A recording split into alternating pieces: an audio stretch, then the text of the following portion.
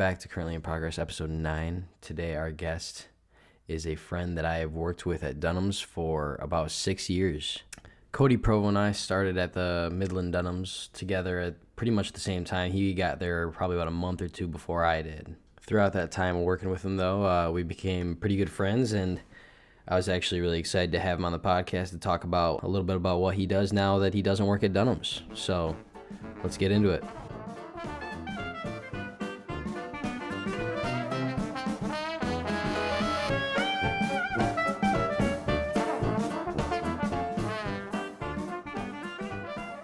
Day off, like after high school, and you're just like, oh, let's go to the fair. It's gross now. I know. You go there to get sick. You go there, yeah, because the food's just, out of a van, kind of. Pretty much. Not the most reasonable people. Definitely not. And they throw that shit up, they build it in like a day. Like, how can these roller coasters be that safe? You right. You build that in 10 minutes, bro. A couple of Lincoln Logs, just hope for the best. Like, I hope you don't fly off this immediately from the start. That would be so tough, though. Have you ever seen, like, those, like, horror, actually, Chris told me about this the other day. Happened at Michigan Adventure or Six Flags. But a kid lost a hat under the roller coaster, so he climbed the fence to get said hat. Yeah. And the chick broke her leg, killing him with it. Yeah. That happened a while ago. Yeah. I can't believe you never knew that. No, I did know. Right when we started talking about it, I was like, that. Mm-hmm. I've heard this before, because I mean, I'm not to be mean, but I laughed. I was like, that's why. Like, that's wild, though. Could you imagine, like, going on a roller coaster ride and all of a sudden your legs broke, and then you're like, obviously in pain, right? And then you think, like, what did my leg hit? And then someone tells you, like, you killed someone. Right, you took someone's noggin right off. And does she have to, like, go through the whole ride with a broken leg? Probably. No, you probably did. Probably didn't even think anything of it. Fucker's just dangling sideways. Just laying there. And then immediately you see what sex, like, it was one of those roller coasters that you're like... Up top? Yeah, it's like up top. So, like, when you go to where you go, I don't ride roller coasters, I don't know this. But, like, when it lowers you down, like, don't you have to just immediately stand up on your own? Or is there, like, oh, there's a seat? Oh, see, yeah, it's got like a little seat under there. Okay. Your feet dangle, and then you get lashed in from the top. Yeah. Yeah. You're not just straight up hanging. Right? No, you get strapped in. No, I'm talking about when you get off the ride. No, it's just like a seat. Oh, yeah, okay, that's what I'm saying. There's a seat, okay. But that's what I'm saying. Just imagine if, like, it was just, like, it lowered you down to where, like, it knew everyone could, touch the floor. And then it was just, like, detached and then, like, undid it. But, like, obviously that chick would have some problems with collapsed. that. She'd have been like, damn, imagine going through that whole ride with just a broken limb. What if it happened just at the flailing beginning? around? Yeah. Exactly. Yeah. That would throw it around. Like, yeah, bad. like it's just spinning. only the tendons are holding on. Jesus. That would have to be it, bro. The legs broke. Like, what else is there? Pretty much. It'd be like, what's that movie? Guy has to cut his arm off in a valley. Rock gets... 127 hours. Yeah. Have you seen that movie? Yeah. Yeah. They literally, like, show it so vividly. And then they get to the tendon part, and they have, like, the music or, like, the ringing in his ears. And I'm like, dude, I know what that, like, sound is. And I couldn't imagine trying to rip your tendon and having that shit go through you. Like, that's tough. You'd be fucked. Drinking your own piss.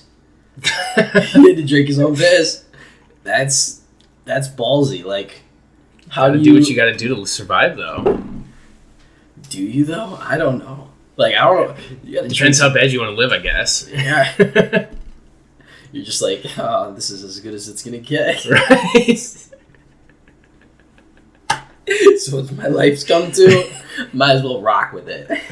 See how long I last. Only be 120 hours. Terrible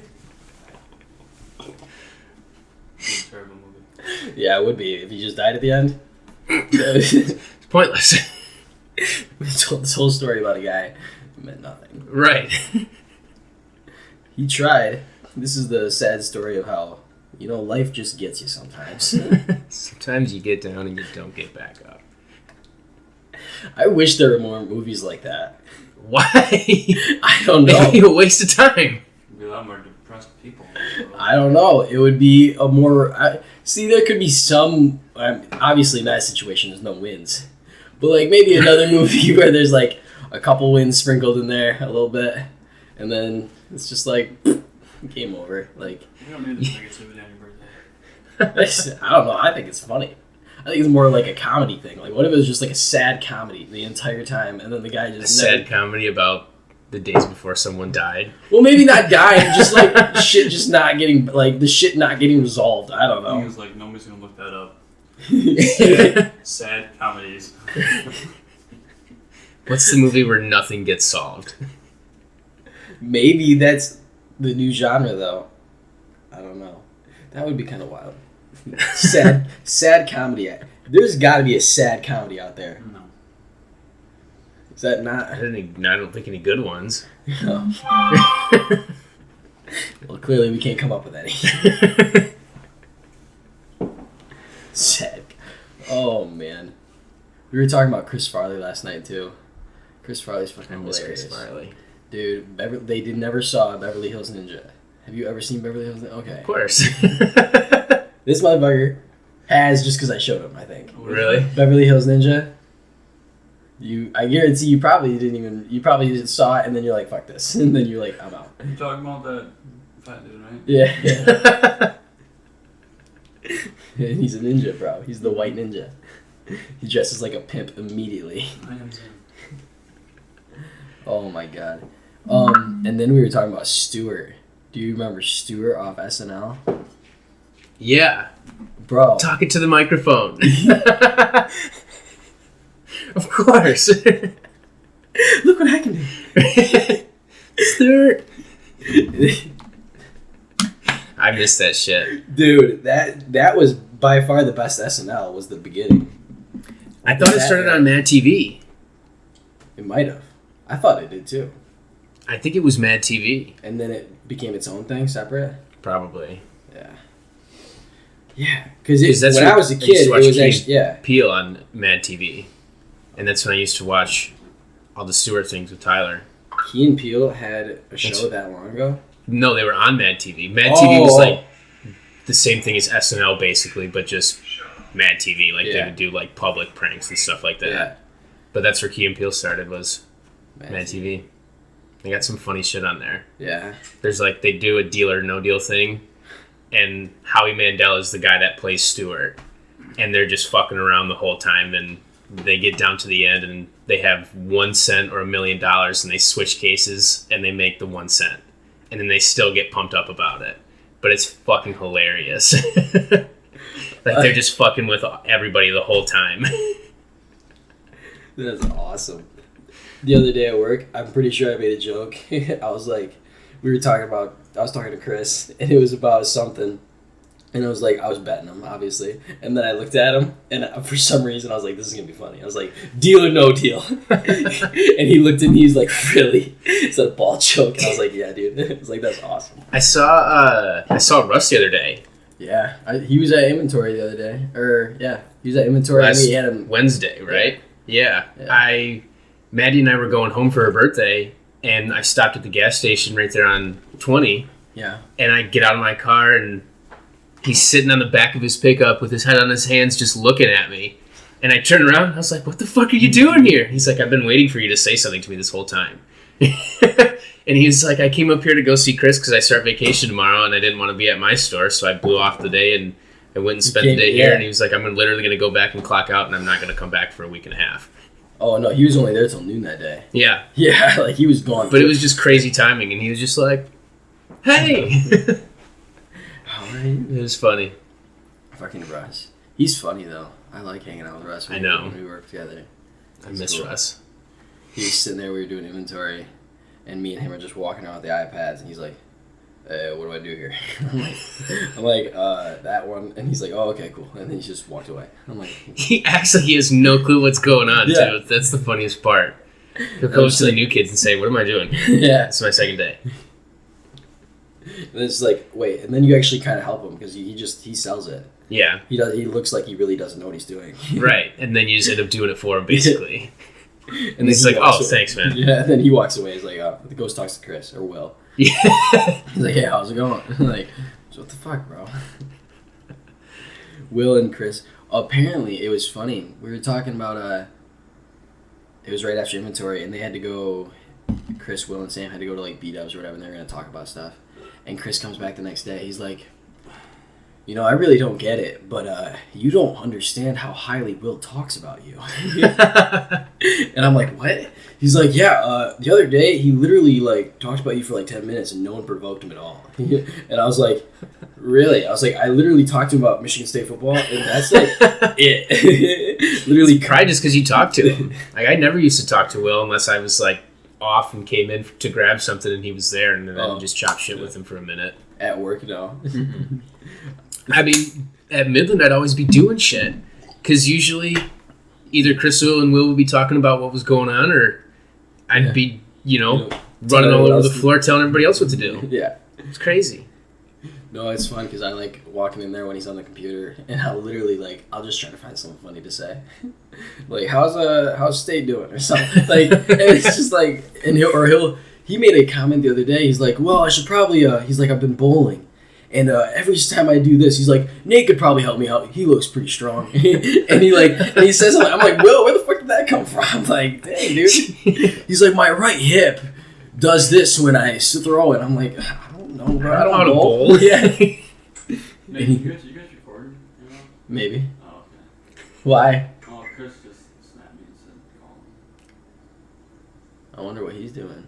He's at work. Oh. Well. Yeah, he's not working. Huh? When does he get out today? Noon? I don't know. Oh. He just showed me a video of him at work. Fair. What are you guys doing today? I don't know. I haven't talked to him. Seems like you're the only one. I was just asking questions, bro. I didn't know what to do. See, this is also what I like about podcasts. Because now I can cut that little bit out and, like, use it for something else. Because that's just, like, funny. And Keegle never wants to be a part of it. And he doesn't know that. He didn't know I was recording. Also, I was recording almost that entire time you were right here eating burritos, and you were actually on the podcast. You were talking. You don't know it, but you overcame a fear today. I don't know proof of this. I can't wait to listen to it. I want to hear what your voice sounds like. I didn't sign any papers. Oh. It's a legality issue. My landlord's going to sue me. Oh my god. Yeah, but dude, Dunham's was wild. We were there for... I was there... I'm still there, but like... 6 years. I know. 6 years is Fucking too long. It's too long. Oh. It was so much easier coming here, though. It was way different going from basically co-running that store to just being able to lollygag and do 2 jobs in a day. Yeah. It's so much easier. And like, all I gotta do is make sure the back room's clean. For real. Sick. Plus like half the truck. Yeah. Yeah, way easier. You get like half I'm the used truck to done in a getting day. 14, 20 pallets in one day and then come here and do 7. Chris is like, dude, slow down. Yeah. Like, we don't need... We've got other people that come in tonight. Like... We need you to... See, that's the problem with Chris, though, with me, because he'll tell me, like, hey, freight really needs to get done. And then we're like, I'll go to the bathroom. On my way back, he's just like, hey, I got a project for you. Exactly. And I'm like, bro, freight really needs to get done. Like, you just told me this. Why are you telling me the project? What do you want me to do? Yeah. And then he gets me to do the project, obviously. And then, like, right after I get it done, walking back, catches me. You got that done? Okay, well, we're on to this now. And it's just like... Still haven't cut a single box open, man. Not a single box. No, I haven't even separated footwear and apparel yet. That's like that's the first thing you do, because that's the easy shit. Get that out of there. It's bad. I've taught the younger people, like obviously the new people, like how I do trek, and it's not the way I should be teaching people. No. Well, no, it's just because it's just like you're just bullshitting with it. Yeah, get big stuff and get apparel and footwear out. And then get to the other stuff and then make you do that. Yep. Like, once we get to the GA hunting, that's where I dip out. And that's where your carts get filled. You do it. But, like, I don't, like, then they see me do it to them. And then they're like, oh, I'm going to do this to the new guy. I'm like, bro. Not yet. Not yet. You're still the new guy. It's weird going in there and seeing... It's weird going in there and seeing people that don't know me. Yeah, no you one know. knows you. So it's like it's just a weird feeling because like I know that I've been there for so long, Yeah. and they just have no clue that I've put in a single day there, you know. Like they can literally like ask you any question and they'd like no like you could I was solve telling a the one problem. girl the one day when Maddie and I went in to get like an inner tube or something, Yeah. and none of you guys were there. And so I was like telling her how to put in. I was like, also I work here, and I told her how to put in the employee numbers, and she did it, and it didn't come up because Chris had already terminated me. So I was Yeah. like, fuck. And then I ended up leaving it, and we came back a couple days later, and Sam was there. But I went through the whole screen with her. I was like, I used to work here. Yeah. Like this button F5, F8. Yeah, Right. that's it. F3, 4, 3, 3, 7, 3. And I can do that without looking if I was on that side. Just Right. do the Just game let me read you. of- No, it's honestly I want to try going left-handed. Do it. You know how hard that would be though? It wouldn't be hard, but it would just be like It just bro, takes I a little could- bit to do it. Yeah. I didn't do it when I broke my hand. Oh. And then did you get good though in the time? How long was that? Like 3 No. months, right? No. I did it for a little bit, and then I got annoyed of it, so I just started using the one finger. It's like, then it was just like, I don't have the dexterity to do it. I'm sorry, guys. I also hate when no one catches the till when it pops out. And they just let it bang. Yeah, I always catch it. Mhm. And if I do I the same don't, thing. if I don't, I always pause. And if it pauses too long, I look at them. I'm like, "You catch this," because it's not gonna come out when I'm walking here. Yeah. Like, and then they usually do. Like I've gotten a couple people where they'll stick their hand out, I'm like, and then I walk away. I'm Mhm. like, "You're good." Like you're one of the few associates that listen. It's weird how many like inside things there are to done. Well, just like any workplace, but like there's Mhm. always the inside. Like you don't and like Chris absolutely can't stand one of the guys that pages now because he's loud as shit. He yells. Oh yeah, he's just like Department 20, key Department 20. And that's it. Like he doesn't even say shit right, and like he'll be like, line 1, wait, line 2, apparel line 2, and it's just like, bro, like learn to say something correctly. And Chris just looks at me. He's like, are you gonna talk to him? And I'm like, no, I think it's funny. This entertains me. Like you talk to him. Everybody's just got their own tag. Their own tag. Like, who was, shit. Why can't I think of her name that we used to work with? You just give Thank me you kindly. Oh, Rebecca. Rebecca. I love Rebecca. She was awesome, but every time she'd page, thank you kindly. I think she like I don't know why she did that, but she thought it was funny. I think. You think so? I don't know if She didn't seem like the type of person that would say that in a normal conversation, you know? that's what I'm saying. That's why I think it's like cynical. You know what I mean? I think she Her just thing, just yeah. to annoy people. Exactly. She's like, somebody will laugh at this. And if they don't, I'll just annoy the crap out of them until they do. Like she don't care. Dude, Rebecca she trained me on the register. Yeah. Yeah, she left me, is what she did. She legit, she showed me like 2 things, and she was gone. Really? She was like in like 2 apparel pads over. And She I'm- hated working the register. Yeah, and I'm Hated sitting it. there And like she always had paging. to. Always had to. It felt so bad for her. You do remember that though, because she literally said "thank you kindly" like 15 times a day. Yeah. Yeah, Every single time she had to pick up the phone. Mhm. Thank you kindly. Dude, remember Nick, employee of the evenings. Were you ever part of that? Employee. Oh, like Nico? Oh, Nico. Yeah. Nico. Yeah. DJ Nico.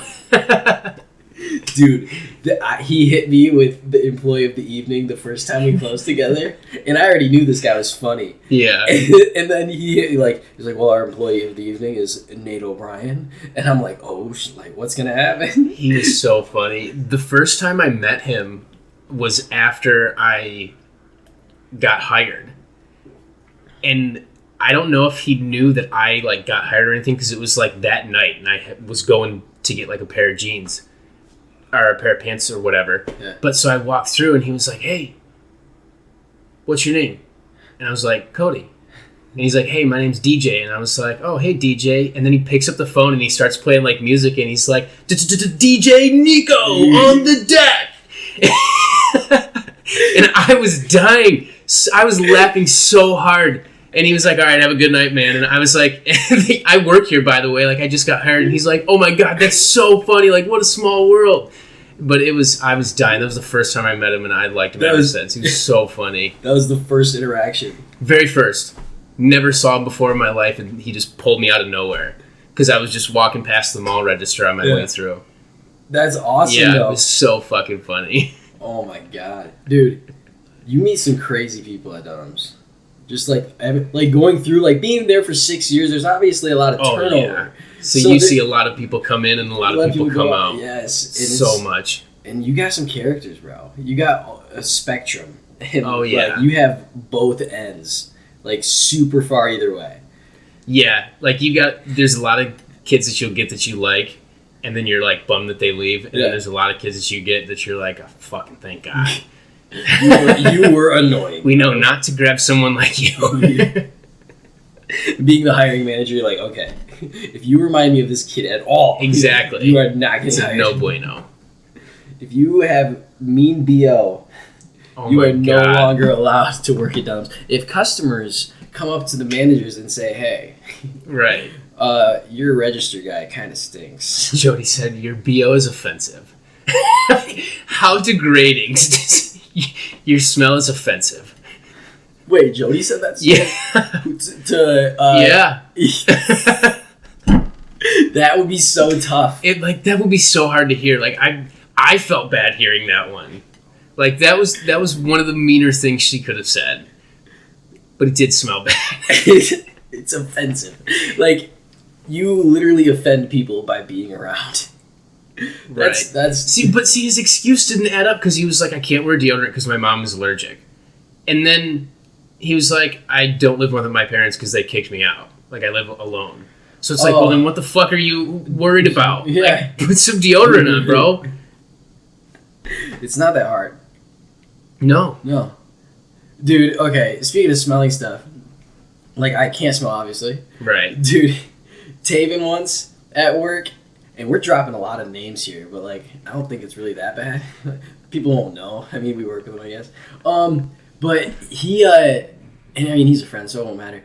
But he got me once, and I kind of felt bad. But, like, he looked at me and he said something along the lines of, he's like, yeah, dude, Nate freaking stinks or something. And he was joking, but, like, he said it completely, like, serious. And I'm sitting here, and I kind of chuckled with it. I was like, dang, like, okay, cool. So then I took him out to this, I saw him later, and I was like, hey, bro, I'm just going to, like, level with you. If you're going to tell me I stink, like, tell me, because I don't know. Right? My nose doesn't work. Yeah, like, you got to let me know this shit. Right. Like, I try, like, I take showers and stuff, like, before I come to work, like, but, you never know what happens. Like, right. And, he literally, like, his face just went, like, blank. He's like, oh, my God, bro. Like, I was kidding. I completely forgot that you couldn't smell. Like, he's like, I'm so sorry. I'm like, yeah, dude, like, you got to come to me with that shit. Right. And I thought it was so funny because I was like, dude, like, at least we're on that level. Like, and then he knew. He's like, yeah, like, I should come to you on that. It was so fucking funny, though. I got him. Like, he felt so bad for so long. I was like, yeah, bro, don't do that. Oh my God, dude. Dunham's is crazy. It's kind of crazy. Dunham's works just the complete opposite of every other retail franchise. Because, like, other franchise, like, you go to Home Depot, it's all older guys.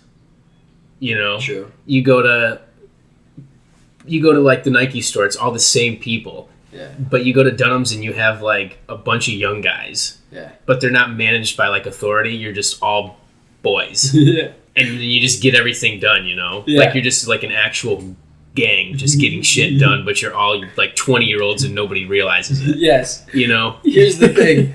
I wake up, when I walk in every morning and I open the store, whoever I'm with, I tell them, I, like, undo the code. And I look at them, I'm like, can you believe that?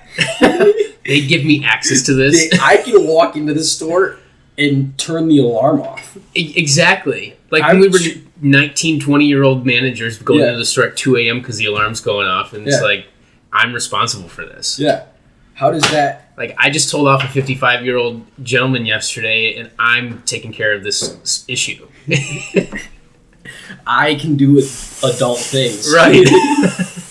Just that really, dude, dealing with people like that, actually, like, once you get, like, 6 years deep, you're to the point now, like... You just do not give a fuck I don't at all. care. I remember when I first started, like, giving people the beans, and my leg would start shaking, or I'd get done and my heart would be pumping. And now it's just like, dude, shut the fuck up. Like, yeah. You're wrong. Straight up. You're wrong, period. Like, I'm right. I'm gonna win. This is how it is. I have the power. Like, I have to do a lot of shit for this to go your way. Exactly. I'm the one that decides the outcome here, yeah. so realize what you say next. Reel it in, you know? And, yeah, people don't realize... And, like, when you're younger, like, when we first, like, became managers, it was kind of wild, because, like, we're, like, young. Like, yeah. And then people just look at us like, you're the manager? And I'm like... Give me the real manager. Yeah. Well, let's go get the bald guy. Right. Alrighty. Yeah. Well, if you want to talk to him, he's going to tell you the same thing I did, but he's going to be a lot more mean. Dude, he's just so blunt with people, like, with the whole, like, he doesn't care. And COVID stuff. He's just like, I got a job, follow it, or I don't care. Exactly. Like, and it's so easy, like, to work for that, because then it's like, I don't care either. Right. It's like, if he's like, backing me up, you just say I'm the good. same thing that Chris is gonna say, and then it's just two of them. And then they're like, man, that seems like a pretty old thing for you to say at that age. I'm like, learn from him. Right. Like, this 6'4" dude's gonna come and intimidate you real quick. I just said what he said, so it's gonna sound way worse coming from him. It was always good grabbing Chris for shit like that. Dude, Crystal started, like, doing the same thing. Like, once Chris and Aaron left, and I, like, kind of took Aaron's spot, Ryan and I, she, like, had my back through and through. Yeah. Like, if I had an issue with a guy that, like, wasn't dealing with me, I would grab Crystal, and she, like, a couple times just went over there and was like, get out. Like, you're not going to talk to my associate like that, so I'm not even going to listen to you. Just leave my store. Tough. Yeah. Like, That's she wild. wouldn't even deal with it. She's like, I don't have time for it. Just get out of here. I have shit to do. Yeah. And it was badass. Yeah. You know? Because I'd be trying to give him the runaround, and she'd be like, no, fuck off. Yeah. You already pissed off the wrong person, so.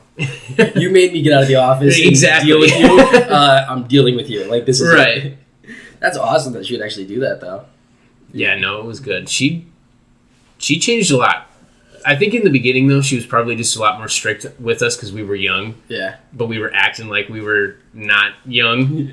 Dude, we did whatever we wanted. And then we kind of just, like, changed. I think we kind of matured. And then she just kind of, like, was cool with it. Yeah. You know? Like, she wasn't even mad when I told her that I was leaving. She's like, oh, because I told her, like, what I was doing, like, with the stocks and everything. And she's like, oh, that makes sense, though. That's actually pretty cool. Smart, yeah. And she was like, you've been doing it for a few years now. It's awesome that you can do it to the point where you don't have to be here. Yeah. You know?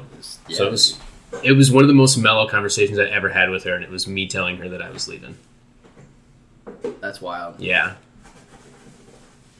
That's cool, though, that you It was dope. that you got to that point, and it was just like... And then you, like... Were you, like, ready for, like, a rebuttal? Did you have that, like, planned in your head where it's like, okay, if she says something about this, like, this is my reasoning, and this is, like, my next level reasoning, like, if she wants to go there? Yeah, because it was August, so it was like that... It was the beginning of August, so it was that weird point where we have, like, our core staff, but we don't have all those extra kids from the summer, so we're just shorthanded, and we're coming into, like, the changeover. Yeah. And I was expecting her to say, well, can you give me a couple of weeks? Like, can you just wait until I find someone to fill the spot or something? And she was like, okay, you know, we've got someone, probably Miles, to take your position. Miles are tied or whatever. And she was like, I think we'll be okay for now. But she was like, she basically was like, you've been working for this for a while, and we all obviously know what you do, so that's cool that you've made it to this point. And you're good to go. Yeah. It was cool. And then you came to good old Mount Peasy, and we chilled. Mm-hmm. We put a good 6 months in. Yeah. Put a good 6 months in before I left her. That was solid, though. That was fun. And, like, having your brother work there, and then you work there. I know, it's funny how I followed his footsteps. Like, because where was he first? He was at Mount Pleasant first, and then he went to Midland. No, he was, I think he was Midland first. Yeah. No, you're right. He was Mount Pleasant first. And then Midland, then Mount And Pleasant. then Midland. Yeah. Yeah, and then Mount Pleasant. Yeah, see, that was cool, though. And then he left, quit, and then came back. Before they moved to Illinois and worked for a week. like an actual 7 days. Yeah. And then there was no Provos for a week, and then that's when I came. No Provos. There's another one coming somewhere. Yeah, don't worry, guys. We'll have a new one soon. Oh man. We've already got them in the workshop. And then people like literally, I would see your brother, and then I'd be like, "Oh shit, Cody's here." Mm-hmm. And then I was like, "Oh shit, it's You just get Tyler." closer, you're like, fuck, not Cody. And then Tyler, I would like look like I would, look disappointed, and Tyler would just be like, "You thought I was Cody?" And I was like, "Fuck, bro! Like I didn't want to tell you." Like, and he's like, "Yeah, bro. Like it's not good." That's funny. Usually I'm getting mistaken for Tyler, so Yeah. feels good that it goes the other way sometimes. It definitely does. Dude, Samantha used to do it all the time with him. She would literally. I like, know, she told me, she's like, I run literally up would to come him. in knowing Yeah. it was Tyler, and I would still think it was you. Dude, Samantha's awesome too. She's so fun. Yeah, I was just talking to her the other day because she's up in Pictured Rocks right now for vacation. Mm-hmm. My parents were up there last weekend, and then 2 weekends before that, Maddie's brother and sister-in-law were up there. All went to the same spot. Is What it a fucking cool- free to go to Pictured Rocks right now? Why is everybody going to Pictured Rocks? Bro, they want to take pictures. I guess. What's so good about the last 2 weeks of July that everyone's got to go though? Like, I don't know. must be fucking free. Nice weather. Dude, no, it's not free because you gotta rent the kayaks. Because I'm pretty sure they take the True. kayaks out there. Yeah, Unless you you gotta bring your own like go kayaks. for like. I think you have to rent them because on Lake launch. Superior the water or the waves are too rough, and like So you have to you get have to big stay within like a certain distance of the boat so that if it gets too rough they can come and scoop everybody up real quick. Really? Yeah. So if I When took my kayaks parents up went, there- they were like, you might be able to bring kayaks, but I think you still have to go on one of the boats, like so that there's a guide there with you. See, that's Because she was like, you had to go, and you could go for like 2 hours, and then you come back to the boat, and then they would take you to a new spot, and then you could go for 2 hours, but they would float around you so that if something happened, they could you're just good. grab everybody and tow them all in. So I guess Plus, all the rocks could just fall. Like, remember, a couple weeks ago, there was a whole like side of the cliff that just fell right into the water. What? Just randomly? Yeah, just crumbled. And so, like, stuff like that, it would just cause too many waves and people Yeah. could just get hurt, so. Yeah, and you probably don't have the most athletic people on those Right, kind like, of outings. my 55 and 58-year-old parents in a tandem kayak together, they Yeah. would not be getting out of there. Yeah. No. They don't have that kind of endurance. No. Bro, I want to go to the UP so bad. We were supposed to go to Marquette too, and then Yeah. Chris figured out that he couldn't have Samantha, Austin, and I gone at the same time. Damn, where's Austin? Austin would have went up to Marquette with me. He was already up there, Oh. so we would have both worked at Marquette because there's a new store going in. Oh, you're going to work at a store? Is Yeah. that what Sam's doing? No, she's She's just just going on up there vacation. vacation, so it would have been like just perfect timing for all of us. And we like, I would have been like, I was taking the van. I was like, bro, Mm-hmm. let's strap these kayaks up here. How's the van coming? Where hasn't really anything happened since then. We got AC put in. Not much sense of the vision. Yeah, not much since the vision, but we got AC put in, and this weekend or not, whatever next weekend is, the 8th or whatever, we're painting it Okay. so that at least the outside. I mean, the outside will be completely painted. It'll be Okay. fucking Okay. silver, dark green. Oh, it's gonna be fucking thing. And then we're gonna put the hubcaps. We got chrome hubcaps. Oh my god. Dude, the outside next weekend You're going is gonna legit look with good. it. Yeah. Oh no, it's gonna be legit. My dad was hell bent on like we're gonna make this thing freaking like a van. Badass. Yeah, like it's gonna be crazy. But and like we got a Dometic AC like on the top. And it has, and I don't even know why I keep telling people this, but it's just such a weird new learned fact. It's 1,300 BTUs. Okay, What's a BTU? I don't know. It's the unit. Okay. It's the unit that they measure to like how cold it can get, like how fast it can get, whatever, Okay. like how strong it is. And like apparently you need like 300, 400 BTUs to do a small house. Jeez. A small house. This is 1,300. So you're This going is to turn a it on and van. it's going to start snowing. Yeah. Like Nevada, I might be able to like cool that down. How much power is that going to take though?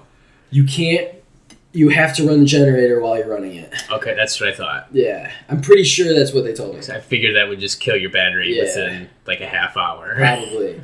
But we have separate batteries, then we're good there. But yeah, so that's cool though, because like it should stay pretty cold for a while. If you get too cold, like it's a freaking van. Just don't open the door, bro. Be good. But yeah, like that's one of the problems. Like there ain't no way I'm falling asleep when I'm like sweating. You know, like Nevada, like 100 degrees, and we're in a van, enclosed. It's gonna get hot. Yeah, it's not gonna be fun. No, at all. Cannot sleep sweating at all. No, I usually end up even just sleeping now. Yeah, I end up with half a blanket if I even make it all the way through the night with a blanket. Fuck the blanket. We don't even need that. Okay, so no, let's get into the stocks thing. Okay. How did you? First of all, what made you like get into it in the first place? Just like the side hustle of it, or? No, I went to you ever met Jake? Jake, my buddy Jake. You met Ty, obviously. Ty, yeah. We all used to go to Jake's bunkhouse out on the bay in Linwood. Yeah. And I went over there one time, and Ty and Jake had just got done from like a 24-hour bender, like Adderall bender, and all they did was like learn about stocks.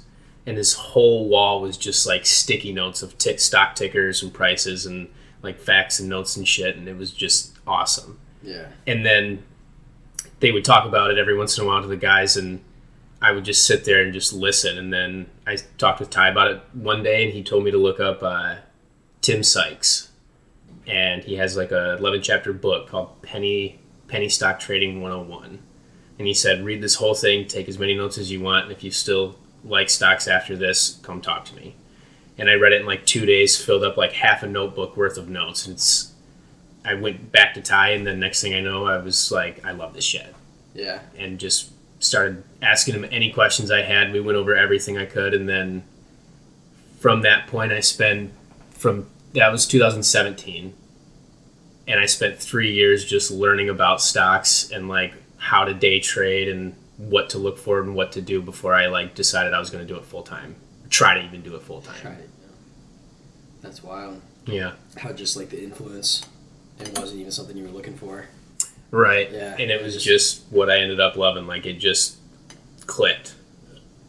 It all just made sense. Like they would say what something was, and then there'd be an example of it or like a picture of a chart pattern or something, and it'd be like, oh yeah, that's exactly what a cup and handle pattern would look like, or a flag pattern, stuff like that. It just all made sense. Yeah. And so I just ran with it. And then now you're able to do that full time and not work? Yeah. Right now, I make almost the exact same I was making working full time at Mount Pleasant. Dang. Like, after I came to Mount Pleasant. Yeah.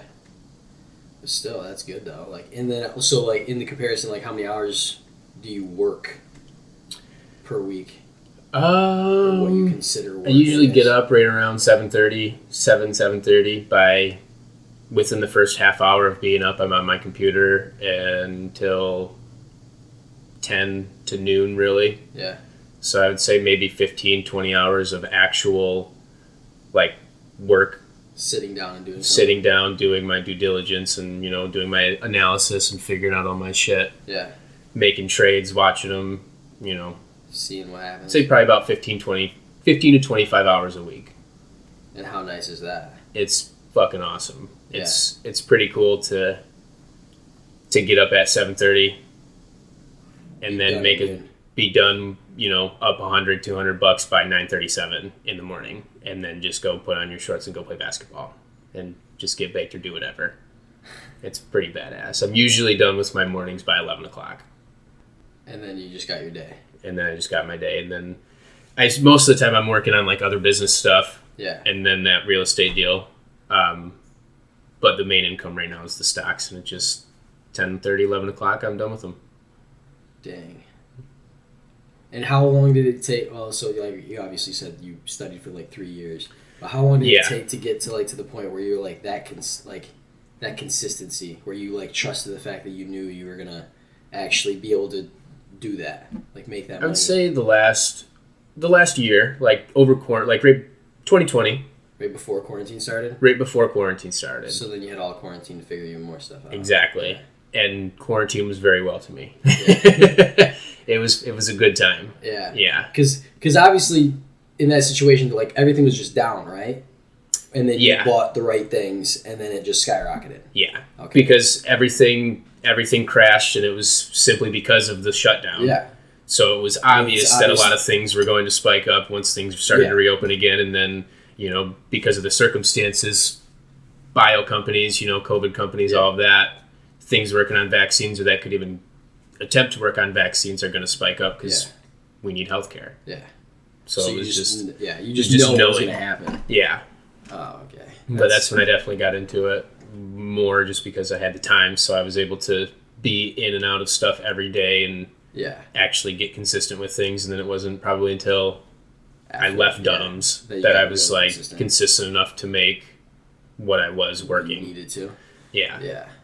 See, that was the one thing. Like, I'm pretty sure it was you or someone convinced me to get Dogecoin, and I ended up getting like 300, 400 off that. Exactly. Before I dipped out, and I was like, bro, that was the easiest $400 I've ever made. You know what I mean? Yeah. I mean, obviously, you know what I mean.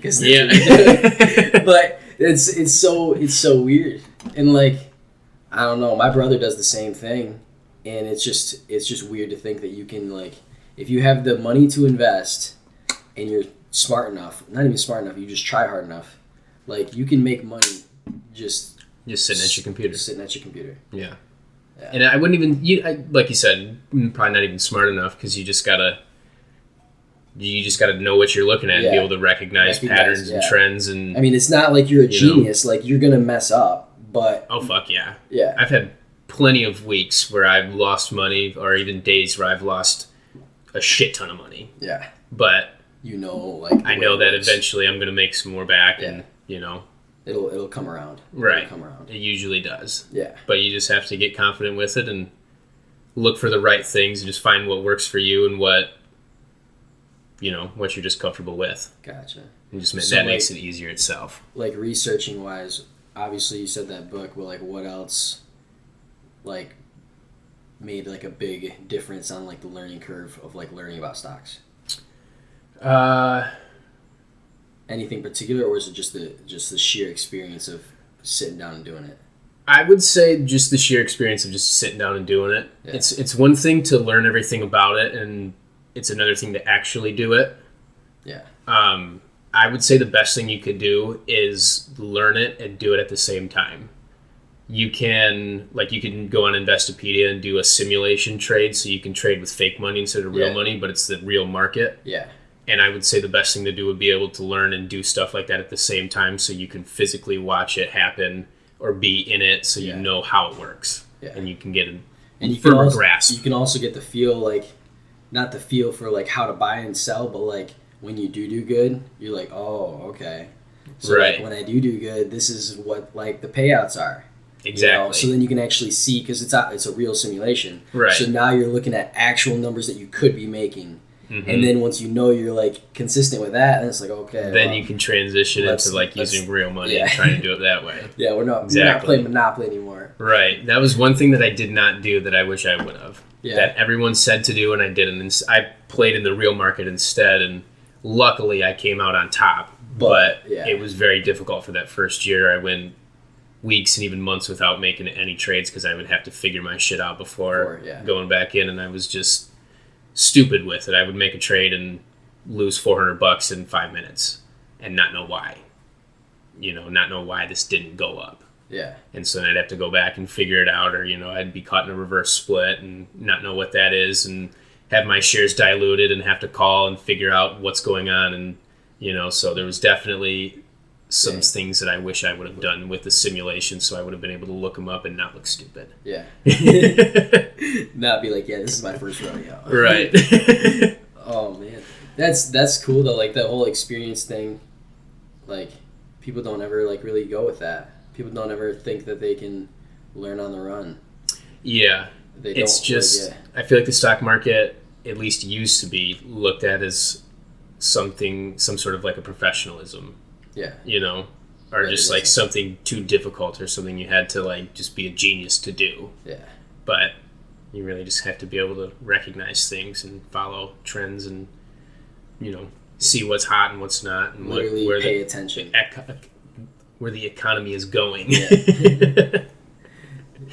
Yeah, I mean, and like obviously understanding the situation, like you said, knowing the economy, like COVID, what's gonna have to come back strong after Exactly. COVID. You know exactly what's gonna come back. Right. So like exactly what to invest in. In that situation, it was pretty like cut and dry. Right. It was pretty obvious. A lot of people made money. A lot of people became millionaires over quarantine for sure. And it was and that's what's crazy, because like it's stocks, right? So like not everyone, a lot more people could have done that without the interference of like messing with other people winning. You know what I mean? Right. Like everyone could have won off that, like a great amount, if you would have just took the time to do that. Right. To just do a little bit. To learn about it, to know what it is and how it works. Yes. And it's like, it's a weird thing because like it's not mutually exclusive. Right. Like anybody can do it. Everyone can do it. You just sign up for an account that's free and you just do it. Yeah. And it doesn't, that's so wild. And like and there's so many other things that people just don't do either and they want to. Like, just, like, I mean, just any side hustle or any, like, not working the 9 to 5, like, stuff like that. Like, people, like, there's so much other things you could do. Oh, yeah. You just have to sit down and, like, you have to risk it, but also, like... The payout's bigger. Yeah, there ain't as many people. If you're good at it, then go for it. Yeah. That's what I'm trying to get to. That's the mindset I got to get into before I go out west. Yeah, I know. That thing obviously your podcast deal, but... Even doing your Google marketing thing, that's pretty sick. I was telling my mom about that, and she was like, "That's such a good idea. You should do some of that." I don't know. Like I honestly don't know how it like really works that well either. Like I understand Google Ads and like how it what I'm doing, like when it comes to what service I'm providing. Right. But when it comes to how do I sell that service, I mean, like you have all these marketing things, but like sit down and actually go do it, like you have to like. I'm not going to get on Fiverr or whatever. Like, I will set that up for sure. Good. But, like, I'm just saying, like, Fiverr's not going to be the way I make consistent money. It's going to be, like, I'm going to walk into a place, a coffee shop, a gym or something, and be like, hey, like, here's my card. Like, actually, like, go out and talk to people. And, like, that's kind of the whole reason I kind of want to do that. Or I think it was more I want to do the podcasting. So what comes after? Like, if I build that relationship through podcasting and then I'll be like, hey, bro, you have a website, and then just like sell them that. Like we just got cool on the podcast. Can we be cool and like I can help you, you can help me, and then I can keep doing this shit. Like, you know what I'm saying? I was trying to figure something out like that, and I was like, that could literally be the perfect thing. Yeah, absolutely. And I was like, dang, that like.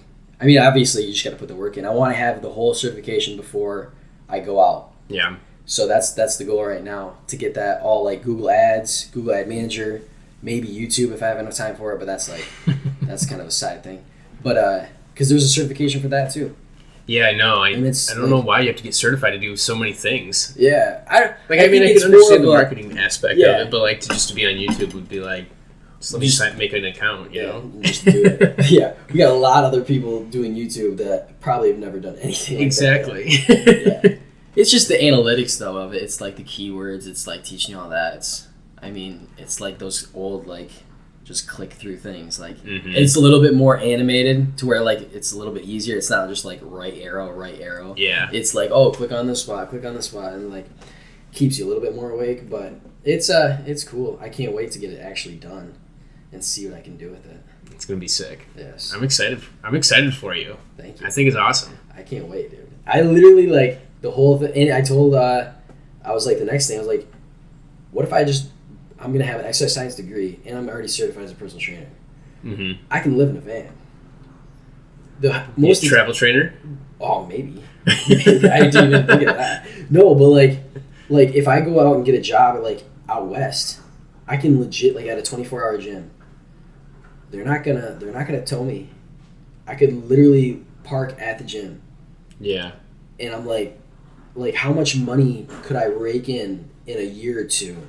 Doing that, living my life in a van and just chilling. Like I get like save a lot. I could have all my college paid for. I could have the van paid for, and I could have savings.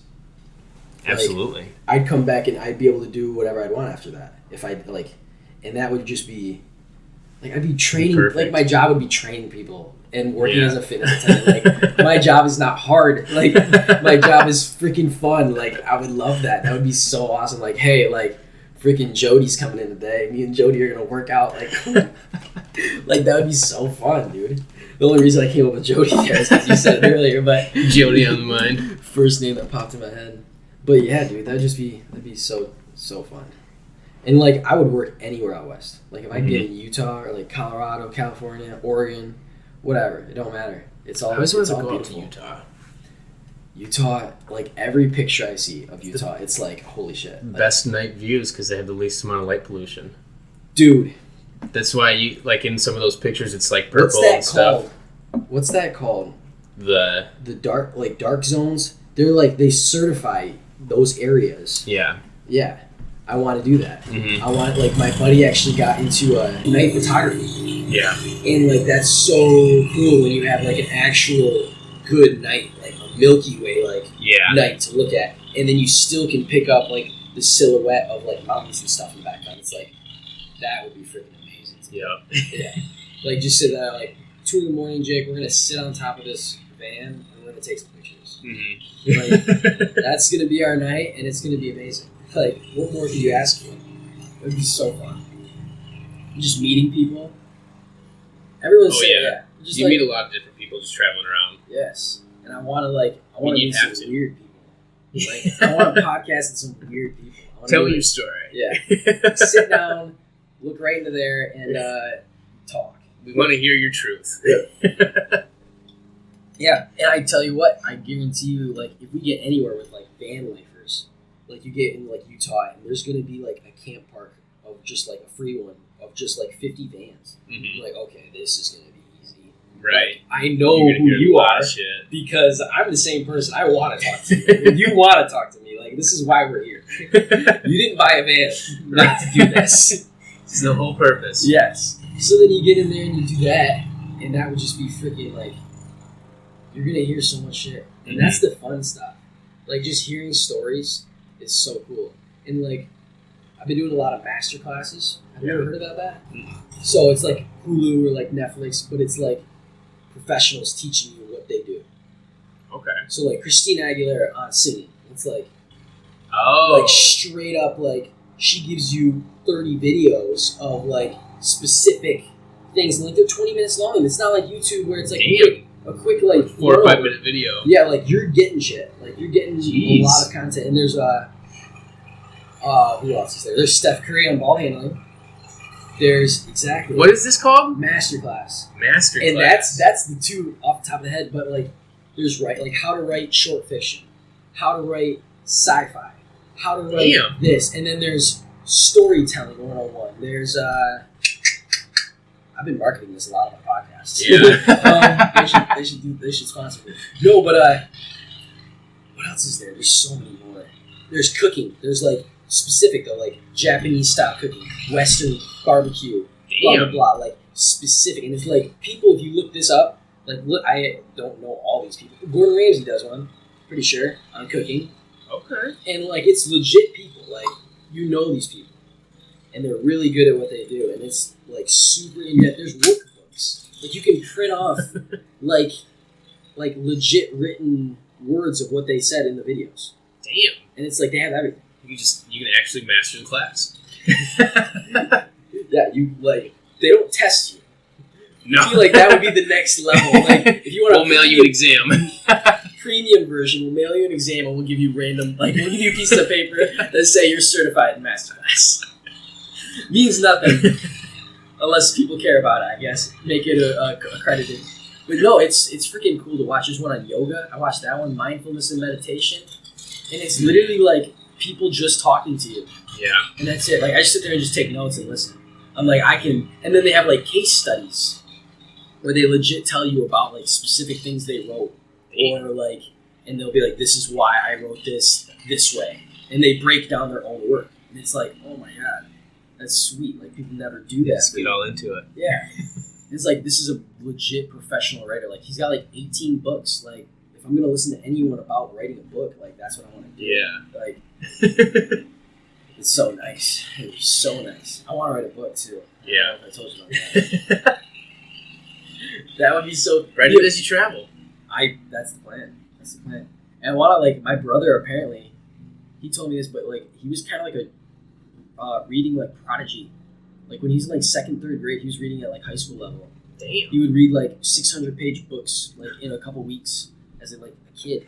And I'm sitting here like, Jesus Christ, Jake. And then he's like, yeah, I kind of got lazy. I kind of like quit doing that. Topped off. Yeah, I topped off. I balanced out. But I was like, dang, like that'd be cool, like, because I know you can read my shit fast, so you can be like, okay, fix this. Yeah. And I'll be like, I'm with my brother. Like, what else you gonna do, bro? You're in a van with me. Mm-hmm. Like, there ain't much else you can do.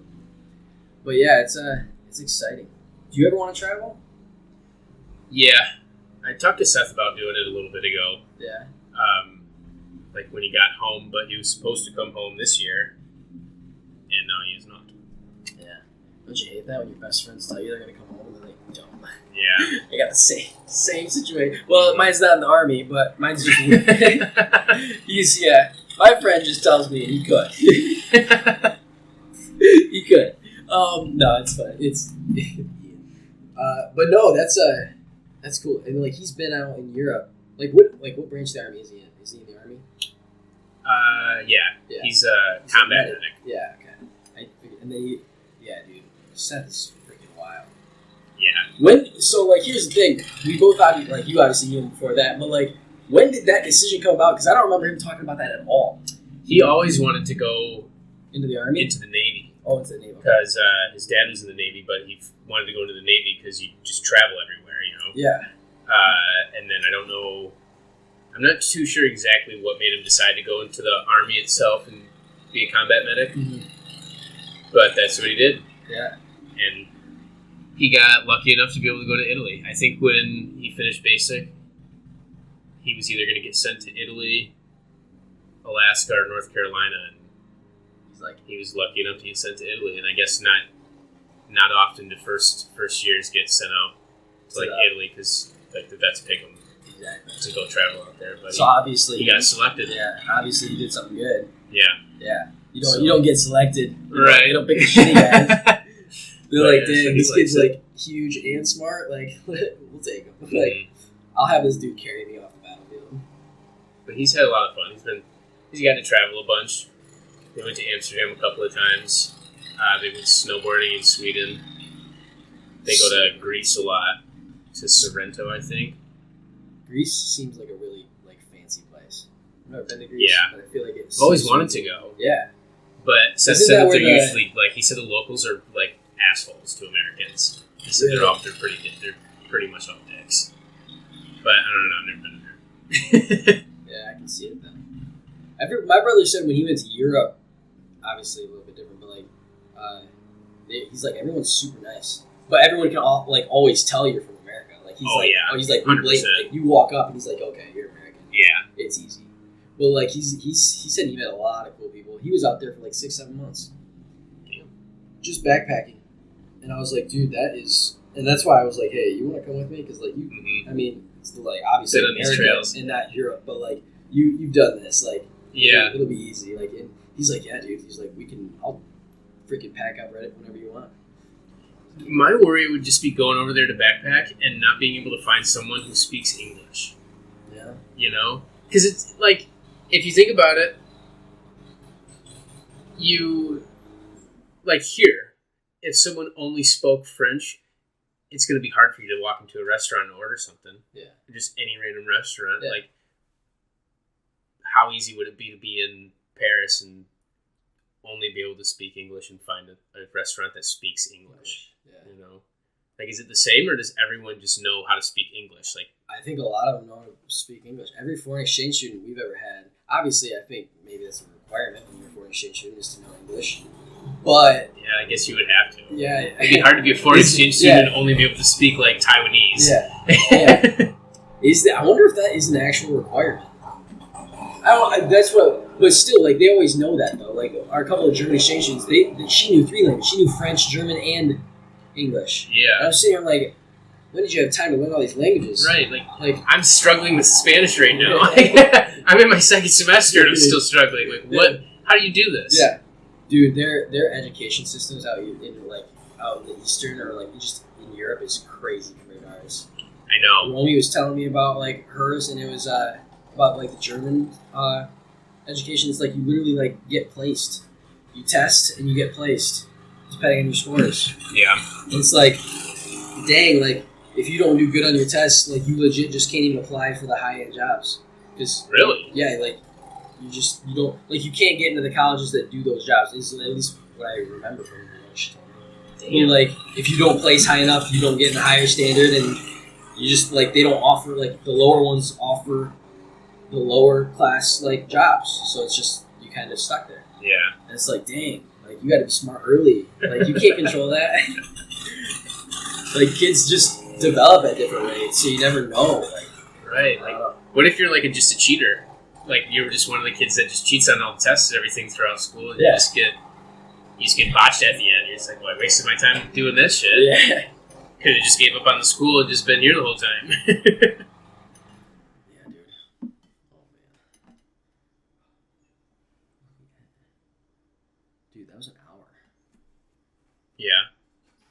That was solid. We can keep going if you want. Gotcha. I think she just said that the guy that was going to help me move is going to the doctor right now. Oh.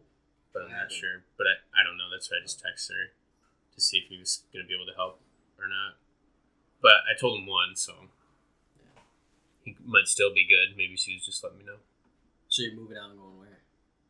Same spot. We're literally moving across, like, our building's right here, and the building right across from our building is where we're going. So it's door to door. Why are you moving then? It's cheaper, Oh. believe it or not. And it's bigger and nicer. Wow. Yeah. We're in Every possible thing. we've been staying in her place right now because we haven't really been at mine in forever. But she has like a 3-bedroom, 2-bathroom, and it's like it's small. Like it's smaller than your living room and kitchen here. Yeah, and so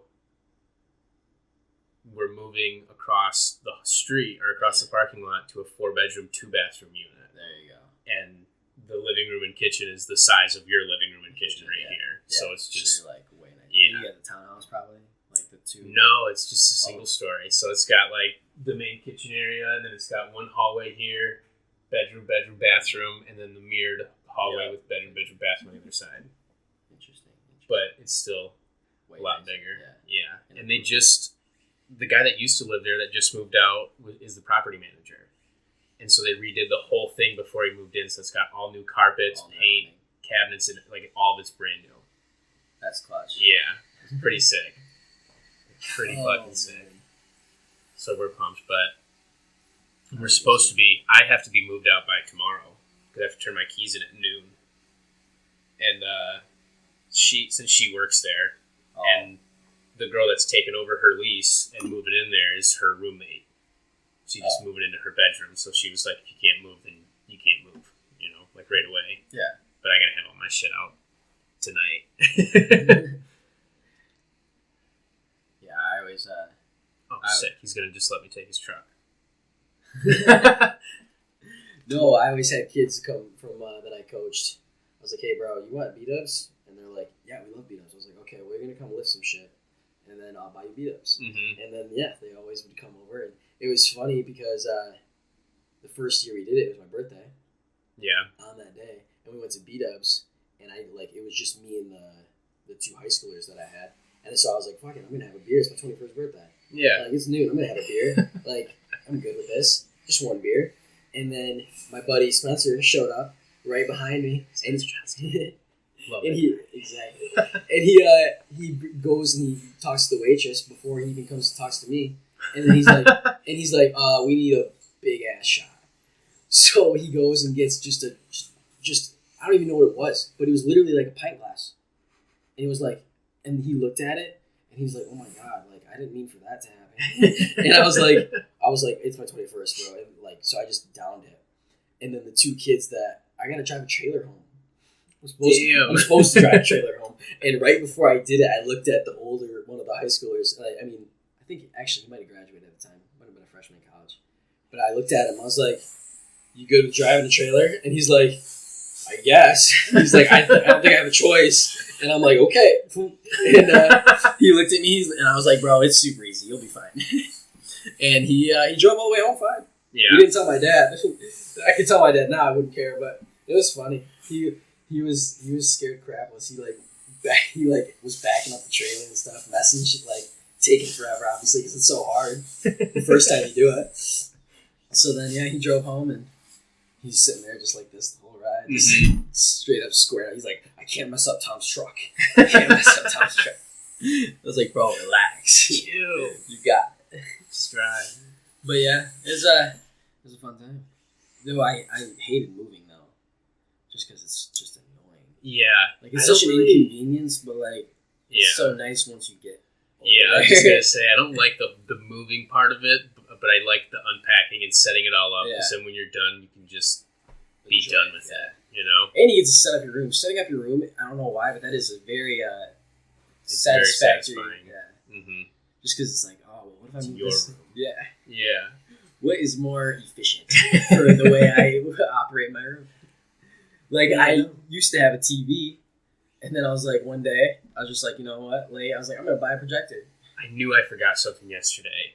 What'd you When I went to my parents' house, I forgot to get plaster for the holes in my wall. I'm gonna get charged for it now. Fuck. I knew I was forgetting something. I grabbed 2 pairs of basketball shoes, and I forget No plaster. the one thing I actually needed. Fuck. Oh well. Don't you hate when that happens though? Yeah, because like I had the plaster and the sander, and like I had the paint, like white paint and everything, and I have 2 giant holes for my TV mount. And so I was going to take care of them so that they wouldn't know that they were there. Because then they were going to charge me for the fucking plaster and everything. And she was like, "It'll only be like $100. And I was like, I want that $100 back though from the security deposit. I want that. Yeah. It took me like $15 to get the freaking plaster stuff. I just forgot it. Right. Just tell them I'll come back in the morning. Yeah. I swear. Just they can unlock it for me. I'll do the work. I'll do the labor. Right. But no, I don't know what I'm going to do though, because she said that the kid's going to let me use his truck, but the reason I needed this truck was because I also needed him Carry stuff. for the big stuff. Like, if I could have taken it myself, I would have just carried it, you know? I'll come over. I might need you to. Okay. I'll have to see when I can use this truck. I ain't doing anything specific. Yeah, dude, let's do that up. Moving men. 2 guys in a truck. Can you believe someone made a business out of that? I know, right? Yeah, you know what we're going to call it? 2 guys and a truck. Super simple, right to the point. Would he let us borrow his truck? Possibly. Because then I wouldn't even need to get this cat involved. You'd have to ask him when he's done weed whacking, but yeah, probably. Alright. Works for me. Because I don't know what else he's doing today. What is it? It's Friday? Yeah, he don't work. He doesn't work. Yeah. I mean, I literally need you for like a half hour, if that. Because I can fit just about all of the stuff that I have in my place in one load. There you go. It'd be like 2 loads. One with all my shit and then one with just my bed. And then we'll be done. Sick. Be super easy. Super easy. Yeah, we can do that. We can get her done. Look at this, figuring shit out. Right? Making a plan and sticking to it. Something many people can do. It's hard. Dude, I tell you what, doing little things every day, like, once you get into it, you're good. But until you get into it, you're not good. Mm-hmm. Like, you legit have to, like, take yourself out of whatever you're doing and force yourself to do that other thing. Yeah, you have to. Just so it's like, say you did it. Yeah. That's why you got to always make your bed in the morning. Like, not so it looks neat, but so you can wake up and the first thing you do is accomplish a task. That's awesome. That's, have you ever seen, or read Limitless? Is that what you're, yeah. See? I don't know if that's what it's from, but I've read that. Or seen, I've read it or seen it. Or, Jim Quick. I'm not sure. That's the author. He's he's a superhero like fanatic, but he like always thought he's like the first like hour of your morning should legitly be like as much stuff as you can get done, and to like work your brain, like work out, make your bed, brush your teeth with your left hand, specifically your left hand. It has to be. If it's not, you're not working your brain hard enough. And what I say, drink water, eat breakfast, and read. Mm-hmm. It's like stimulate the brain. Stimulate right from the jump. Dude, I could probably do like 2 or 3 of those things in the morning. And then I'd be like, okay, well, we gotta get, like, I slept in. Yeah, see, like, I gotta get to the next you thing. You gotta get up early. You still, yeah. I don't even do it as much anymore because I used to be getting up when I was like hot and heavy learning about the stocks and trying to do as much as I could. I was getting up at 5:30 every morning, and I was doing that. Like I'd do a quick workout in my bedroom, and then I'd eat breakfast and read, and then I'd open my computer up and get at her. Yeah, maybe smoke a dab at 6 a.m. But who cares? Dude, I tell you what, as long as you can like focus on something right after doing that. Oh my god! Honestly, I like would it take that dab and stick my nose in my computer, and then I'd look up and it'd be 11:30 in the morning, and I'm like, shit, I need to eat lunch. I need to go to the bathroom. I gotta, do shit for my body. Right. Not just focus on this. Oh, see, but that's good though. Like I always try to do the dishes right after I smoke. I'm like, I'm gonna hate doing the dishes. That's the only time I like doing the dishes. I'll put some music on, and I'll just be like, dishes, get it done. I do it. I mean, I always end up being the one to do it, so it's whatever. But I also just hate dishes. Bro, get past that mindset. Also, driving. People hate driving. I love driving. Like, I don't mind it either. I mean, I've been driving so much though. Yeah. The last few years, so it's just nothing now. Yeah, bro. I used to drive 45 minutes to work, and then to school, and then I would drive back to Midland. Yeah. 40 minutes, and then I would drive home 30 minutes from Midland, and then I'd wake up the next day and do it again. Yeah. Like 5 days a week. And I'm sitting here, I'm like, bro. That's how I felt when I was going to Mid. Yeah. Driving ain't nothing, bro. Like, you can just sit there and just. No. Like, you have to do it. Mm-hmm. What are you going to complain about? Right. You just got to go. Yeah. Like, when we went to Chicago last month, and that 5-hour drive was nothing. It was legit cake. You're like, oh, we're here already? For real. Yeah. She was like, you got this? You got the whole drive? And I was like, I got it. Yeah. I got it. Take it out. We'll be good. Take it out. I love that too. It's not even like, it's not that I'm a bad driver, but just having someone like next to you and like it be pitch black, like 2 a.m, like you picking up from the airport and they're just out like a light, like full on trust, like bro, I'm kind of tired, and they're like, no, you got this. So like, and I'm like, shit, I do got this. Like this is so easy. Like I love this. But yeah, it's like that trust level is just. Oh yeah, she's a backseat driver too, but she's good with it. She actually helps me out because sometimes I'm not paying attention. Like sometimes I just be like, I'll be looking straight like I'm driving, and she'll be like, "They're braking up there. They're braking up there," because I'm just like zoned, like I'm just moving, like I'm not paying attention. It's weird how like that's so a thing where you like just end up somewhere and you're like, how did I get here? Right, like you forget the last couple miles. You're like, did I have my eyes closed for the last few miles? Was I looking at the wheel the entire time? Right. I feel like I'm always looking down and not like understanding anything, and then all of a sudden I look up and just like, okay, we're here. And you made turns during that. Exactly. You made turns. You like braked for other people. Like you literally do everything so subconsciously. It's just like, okay, well, I've drove way too much. Think about it. No, I've been doing really good not like texting and driving or anything, or even trying to be like not even on my phone. Yeah. Like sometimes I'll get caught up looking for a song, and I'll realize when I hit the bumps on 20 that I gotta just grab something and go. Yeah.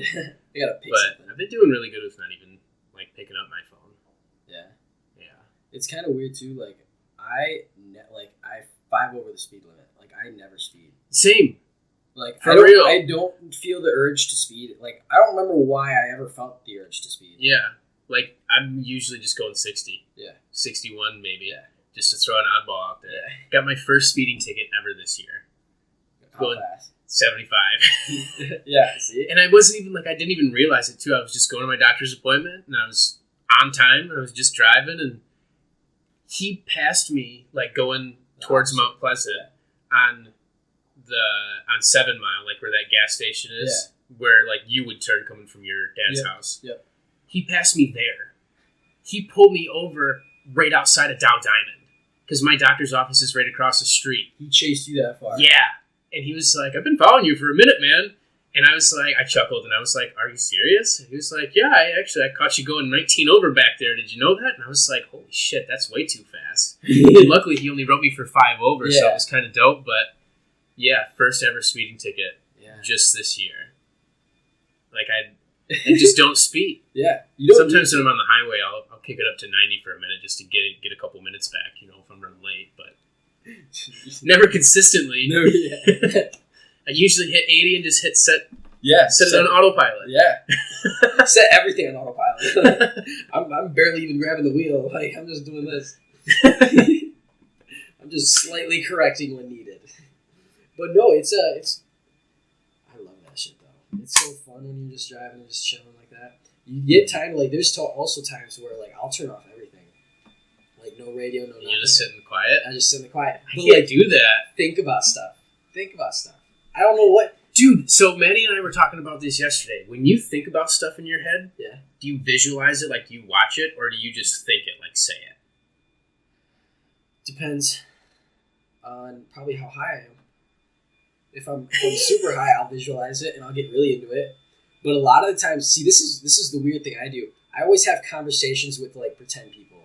Not pretend people, like, people I know. You just imagine a conversation. I just imagine like, okay, this is how I would explain it to them. And then I would like subconsciously like throw like quips that they would say back at me. Yeah. And then I'm like, oh, this is what I'd say. Exactly. Like, I'm prepared. Like I know your shit. so then I'm like, so I've been getting to the point. I'm trying to like YouTube and stuff. I'm trying to make content. I'll literally like grab my phone and I'll put that record on here. And I'm just sitting here driving with the record. I'm like, okay, start going. Late night talks with Nate. Like, let's see what happens. And that's a rip off of another guy I did a podcast with. He does late night talks with Lance, and I always watch them. They're on Instagram. Yeah, they're funny. But no, that's what I think about in my head. I'm just like sitting there and talking, and it's either about super like deep stuff, or it's just like I thought of something super funny. Yeah, I'm gonna retell this in my head before I forget, and hopefully I can like someday come back to this and be like, that was funny. Like, how did I come up to that while driving home? Right. Like, it was just, it's fun though. And when you sit down and you don't have like the podcast, you don't have music playing, like you legit, like you have to entertain yourself. Yeah. Like, what are you gonna, you can't sit there and not think right. Like, you can't. Yeah. Like, we're not meditating. That's why I asked though, because like, whenever I'm thinking about something, I'm like watching it happen. Yeah. Like I visualize it. Yeah. But I'm like always thinking about 4 or 5 things at the same time. So it's like a split screen of all of them and I'm watching all of them go. Yeah. Like I can I'm visualizing all of them at the same time and I can just focus on whatever one I want. At the time. But like when I told Maddie that, she was like, I'm thinking of one thing and one thing only. Like I can think of a couple of things, but I can't visualize them or like I've got to pick one and then I can go farther. And I'm like, I could go through a whole movie just right now over 5 different topics in my head. You're creepy. No, that like just having that bandwidth though is like, it's kind of like crazy. I couldn't say that I do like a split, like have that much, but I definitely I can definitely jump from one extreme to the next. Right. You know what I mean? Like I can be talking about this and I can come up with a correlation on this topic and I can immediately bring it back to the first one if I want it. But like I don't have to. Like I can keep jumping. And like I'll have a whole like on my little recordings. I should not.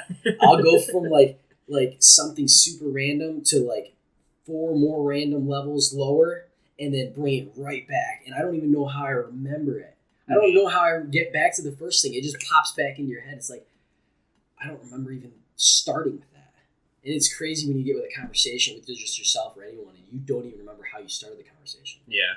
But it's just like we got here, I guess. Like we've ended up here. And dude, I'll tell you what. And like, I don't know if you consider yourself introverted, but like, I mean, I talk to you like a little bit, but with like other people, obviously, and like Ryan is obviously the same way. But like, you get in a situation where you like sit down and talk to people like this. No one's introverted. Yeah, you know what I'm saying? It's so nice. Yeah, because you get to the point. Conversation. Yeah, it gets to the point where it's like you sat down with the intention that mic was going to be there, and that I was going to be here, right? And you were going to talk. Exactly. So please do it. Like, don't sit here and like just not be involved. Right. But like, and now you're so like, it's more of a task. Mhm. and it's so cool, like, to actually see people like sit down and be in a task and not like. I've every other time I've tried to do this, it's with Ian, and 20 minutes in, he's like, "Yeah, I'm good. Let's listen to music." I'm like, "Ian, shut up! You're doing so good." And he's like, "No, that's we gotta take the good stuff with the bad." Oh my god! And I'm like, "Bro, you're not even willing to do anything bad."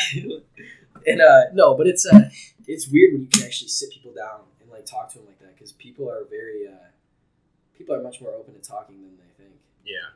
And it's cool, like, when you start, like, I talked to a guy, one of the trainers at my gym, and I asked him, he's like, "Dude, the fact that you even asked me to do a podcast was, like, super weird." And I was like, "Yeah, I know." And he's like, "But, like, I was like, I wanted to do it." And I was like, he's like, "I wanted to talk to you. For some reason, like, you seem like someone I want to talk to." I'm like, sick, because mutual. Like, obviously I asked you. So, like, and it's just cool. It's just so fun. That's why, like, when I go out, I want to do it more. I feel like that's one thing we have to credit Dunham's for, like, just being able to talk to people, because we got paid to do it. Like, it was our job. Yeah. You know, so you just walk up to a customer and you had to start a conversation. Yeah. Like, "Hey, how are you today?" Exactly. And then they're like, "Oh, I'm doing shitty. I can't find this trail cam." You're like, "Oh, you're like, you and me both." I don't know where it is either, and I'm also doing shitty. That's tough, bro. And then the customer looks at you like, "Damn, bro, like, you know what? I don't even need it. That was good. I'll see you later, man. I hope you have a better day because of that." Right. Dude, I love the old dudes that come in now. We got 2 old dudes that come in looking for ammo every day. Yeah. Rudy, and then this other guy, and he always wears a mask. And he looks at me, and, like, I can't, like, I really want to know what his face looks like, because this dude just kills me with his eyes. He's just, like, eyebrows left and right, just, like, talking with his eyes. I'm like, "Bro, I want to see." I haven't seen the bottom half. Yeah. I actually do. And he comes up, and, like, there was one time, and I didn't even, like, I've talked to him multiple times. Like, I knew who he was, whatever. And he was walking in, I was walking out. And this guy's pretty old. Yeah. Like old enough to where you don't think he's going to move fast. And he gives me the whole, like, jab, like, gets in my way and gets out of my way. I'm like, "Damn, bro, like, that was fast. Like, I wasn't expecting that. Like, I almost ran into you." And he's like, "Oh." And I'm like, "Whoa, dude, like, you got some energy." Right. And, like, he always comes in, and he always has that energy, and he always comes and talks to me. And, like, Rudy, like, his name's Rudy, bro. If someone's old man is named Rudy, you talk to him. Mm-hmm. Like, you don't deny Rudy. Pick that man's brain. Yeah. And he was sitting there talking about ammo and talking about revolvers and stuff, and it's just like, you're a fun guy. Like, anytime you come in here, I'm gonna talk to you. Mm-hmm. I'm gonna go out of my way. And it's, dude, no, you definitely can credit Dennis for that, because you learn how to, like, the economy of words too. Like, you get quick at getting to the fucking point. Mm-hmm. Like, I don't want to, like, there's points where you, like, I can't be messing with people. Right. Like, what aisle is it in? Third aisle on your left. Like, please, like, I know for a fact, just listen and just go that way. Yep. Like, trust me. Like, it will be there. And if it's not, you need to look harder. You know, and if it's not really after you look hard, we're out. Yeah. I'm all out of them. And I don't have any in the back. Yeah. I do not. I know right now. Right. None of them there. We just got a truck, and I'm not looking good. Yeah. That's the other thing I always like saying. I was like, "Yeah, we just got a truck." And they're like, "Oh, you want to go look at it?" No. I like telling people that we got a truck now. Because I'm like, "You want to go back and look at it? Because I'll take you back there.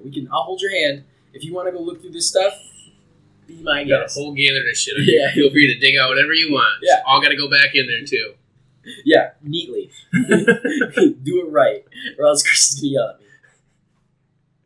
And I don't need any more of that than we already get.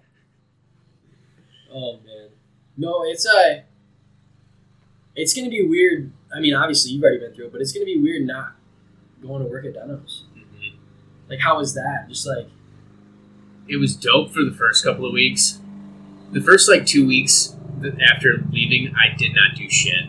Yeah. I just got baked and played basketball and ate shit and played Xbox. Like, I didn't do anything. And then I was like, all right, vacation's over, and I got right on it. But it did feel weird, like, waking up and not having to throw my khakis and a polo on and put my boots on to go to work. Like, it was cool just getting up and grabbing my computer and sitting back in bed. It's gonna be a mind shift, because you get, like, I'm to the point now, like, there is, like, you go through stages, obviously with any, like, job, but, like, you hate it. There's that point where you absolutely despise everything, and there's nothing anyone can do or anyone can say when you get there. Like, you could have the best crew ever. It's going to make it a little bit better. But, like, you're still there and you want to kill yourself. Right. You know, once you're on your way, your whole day's ruined. Yeah, your whole day's all ruined. shot. And it's like, you get to that point, and you also have, like, the beginning point where it's just like, oh, I'm coming here to prove myself. Like, I want to get up so where I don't have to do, like, the meaningless shit. Right. And, like, you have, like, those stages. And I'm to the stage now where, like, I come in and, like, it's not like I don't work, but, like, I honestly, like, where we get at or what we deal with in a day is what we deal with. Right. Like, they're like, oh, yeah, we're getting 3 trucks in 2 days. And I'm, like, sick. And I used to, like, get super worried about that. Like, Yeah. what am I going to do? What the fuck are we going to do? We've got to hustle. Yeah. We've got to get this one done right now. Call 3 people in. Yeah. And it's just like, no. We'll fit it in here. Yeah. We'll make it. Yeah. Like, if not, we'll set it outside for a minute. Right. We'll break down a pallet and then we'll take it a pallet. Yeah. Like, it's not complicated. Right. Like, you It's will easy. figure it out. Yeah. And, like, you get to the point where, like, you don't even stress about it. And, like, Right. stress is just, dude, stress I think what did it for me was watching Miles go through it while I was towards the tail end of, like, hating it and just, like, accepting all the shit. Yeah. Once I started, like, watching Miles go through all the stages, I was like, oh, damn. That's what We used to do that. Like, I really can't give a shit about this. Exactly. And then you get to the point where you, like, don't give a shit about the little things. And, like, honestly, getting work done is a little bit easier. Yeah. Because it's like, I'm going to be here for 7 hours regardless of what anyone I'll says. figure it out. I'm going to, like, I have to work. Like, I have to make this money. So, like, might as well make the time fly and get some shit done. Yeah. And it's so much easier once you kind of, like, just come to that realization. Like, it's a paycheck. Just do it. I'm going to do my work. I'm going to get out of here. I'm going to have some fun doing it. Like, Right. anytime I walk No by, bullshit. anytime I walk by, like, an employee, I'm just like, what can I say? What can I say to make this guy laugh? Like, Ty Casey, did you work with her at all or no? We just hired her. She was in the back just jamming to some Katy Perry. Just dancing, hands flailing, everything. And I, like, walked past the footwear door and I looked at her and I saw it and she didn't see me. So then I, like, obviously, like, kept going and then I stopped before I got in the door and I did the whole, like, back check thing. And then she was still doing it. And then she just slowly turned and looked at me. And I'm just like, hi. And then I just kept walking. And you could hear her dying laughing. I'm like, so that's the type of shit you need in the morning. Like, yeah. Like, exactly. I need that energy because something's, like, you always obviously hit that point midway through the day too. It's just like, okay, we really got to grind this out now. Yep. And it's just like, we'll get through it. And then something cool happens, like, let's go sell a gun to a felon. Like, that'll brighten up your day. Because, dude, people come in there with that shit all the time. Oh, yeah. Yeah.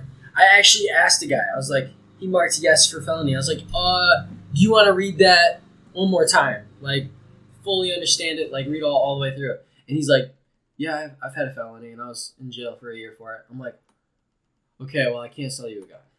And he's like, why not? I'm like, I think it's pretty self-explanatory. Right. It's actually illegal. Yeah. And then he's like, oh, well, what do I do about it? And I hand him that little form. I'm like, here you go. That is the end of my job. See ya. You should figure that out soon. Right. If you want a gun or you really need a gun that bad, you should call that. And it's crazy because people just blatantly say that. It's just like, Mm-hmm. yeah, like, Andrew was just talking about that the other day too. Miller? Yeah. And he was like, people are like just stupid about it down here. Like, he was like, some lady came in to buy a gun for 2 guys that were literally just here, and I saw him peeking around the corner at her. And he was like, so I asked her what she knew about the gun and, like, tried to pretend like I didn't know anything, and she knew nothing at all. Yeah. And so he was like, I called them all out right there, and they freaked out, and then said they were going to call the cops, and then they all left together and got in the same car. It's just so blatantly obvious. Right. Like, he was like, people are just stupid about it. I love when people try to do straw purchases because then it's just like, I don't have to fill out any paperwork. It's the easiest gun sale of them all. Yeah. You gotta leave, man. Yeah. You just told me, you got off the phone with someone and you like, oh, that's the one? Okay, like, clearly it's not for you. Right. I don't care who the guy on the phone is. I'm not selling you a gun. Just picking this one up for my buddy. Yeah. No, you're not, actually. You want to put it on layaway? You can pay all but a penny. Right. he can come. It's crazy how people are like so against that too. Like, Yeah. even the ones that are like actually just buying a firearm as a gift for someone who can actually possess a firearm. Yeah. They get so mad. Like, they get so mad that they can't actually gift it to them and that they've got to come and fill the paperwork out. And it's like, do you understand the logic of it? Like, if it's his gun, it has to be registered to him, because then if he uses it and has to use it for defense, he's going to get in trouble because it's not his gun. Yeah. You know? And it's like, you can pay for it all, you just can't hand it to him yourself. It just can't be a surprise. And they're like, just, no, that's not how it's going to work. Like, here it is. yeah, that is. I actually find joy in telling you this now. If you Right. want to tell me that that's not how, like, I love when people tell me, like, oh, that's not how it works. I'm like, oh, you know how it works? Because I get yelled at. I'm the one behind the counter. All the time. Right. I do things wrong constantly. Exactly. So I know what's right. I had to take a test on this bullshit, so I know. Yeah. I had to sit here on a Sunday at 8 o'clock at night and listen to a dude talk about freaking guns for an hour. I have my training, bro. Oh, it's just funny. Dude, I haven't been to a gun meeting in years. We haven't had one since Even COVID. when I was at Midland. Oh, yeah? Yeah. The last gun meeting I was at, Ryan was at. Oh, For real. And Honestly- Ryan left during quarantine. Yeah, But, like, even before that, we didn't have a gun meeting for, like, almost a year, I think. that's wild. Yeah. I have people now that, like, there's things that we used to do at Dunham's that people don't even understand anymore. Yeah. And I'm like, oh, tough, bro. Like, Right. like none of these people have been to gun meetings. Like, just like that. I'm like, for the past year, anyone we've hired has never been to a gun meeting. Right. And anyone we have taught guns, Tell me the answers on the test. yeah, anyone we've taught guns since then, it's literally like we hand them a form, we let them do it, and then we correct them. It's like, hey, this is this, and they're You like, should have known, damn it. yeah, like figure this out, and then like calling it in. Mason comes up to me, he's like, do you know the FFL off the top of your head? And I'm just like, boom, ring it up.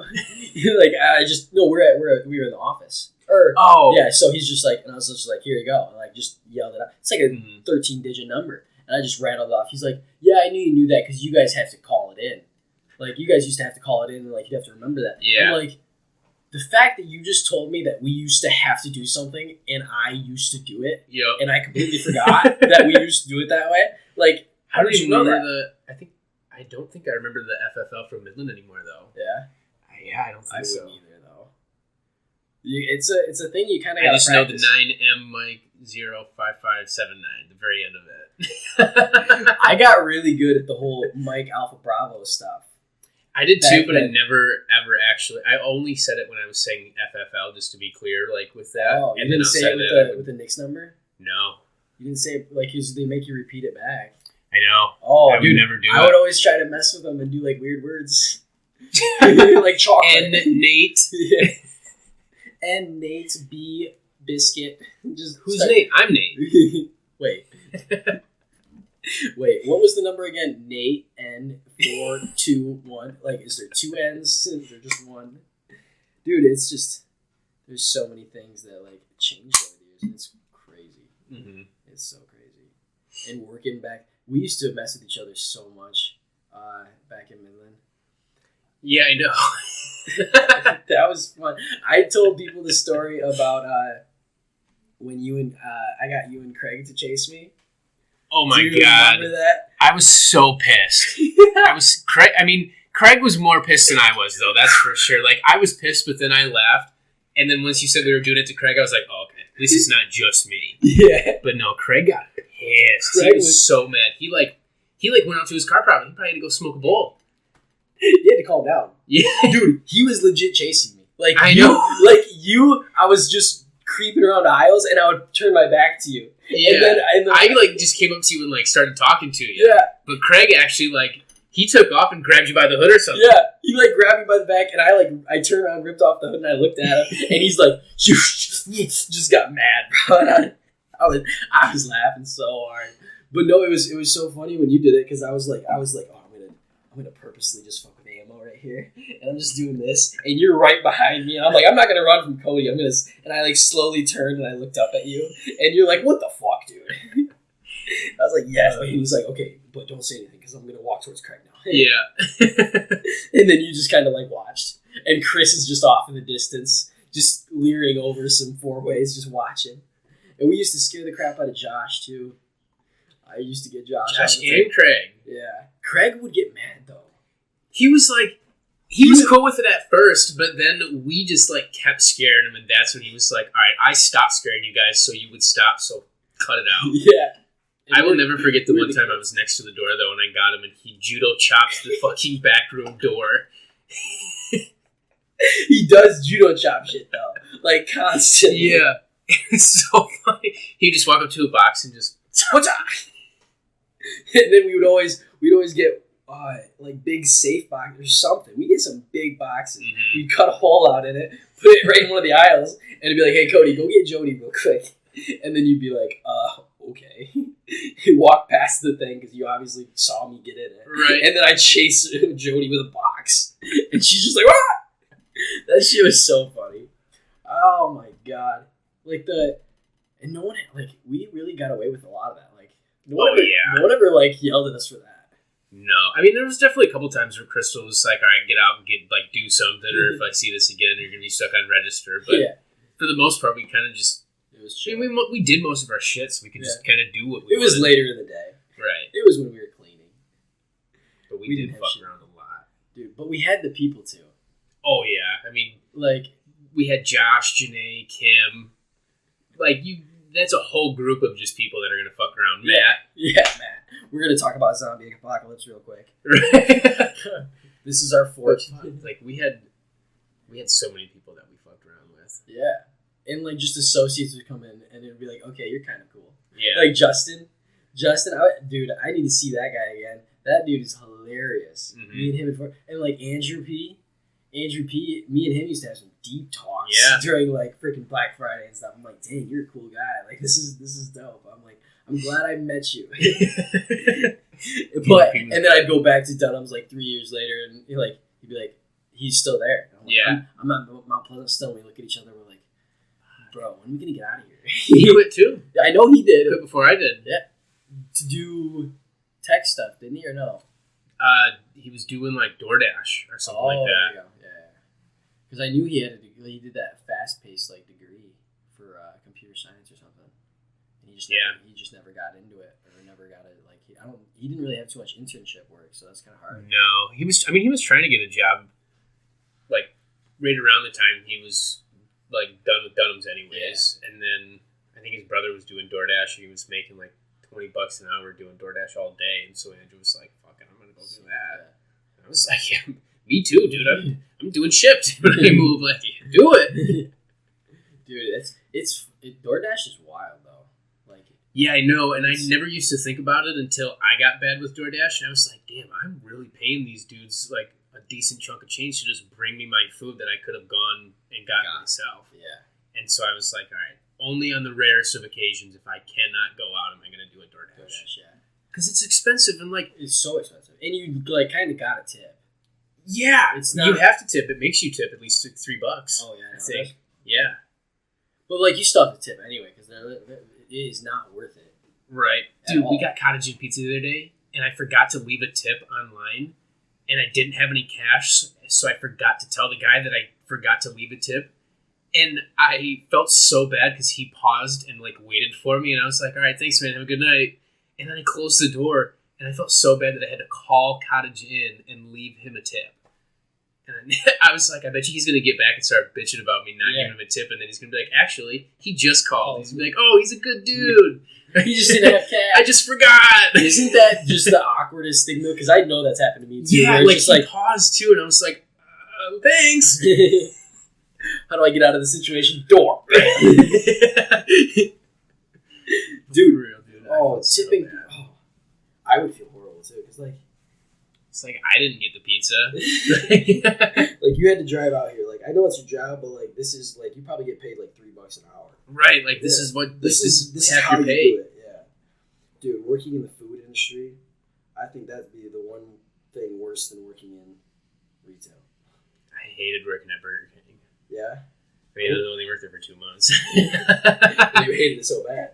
I got fired. Oh, you did? Dude!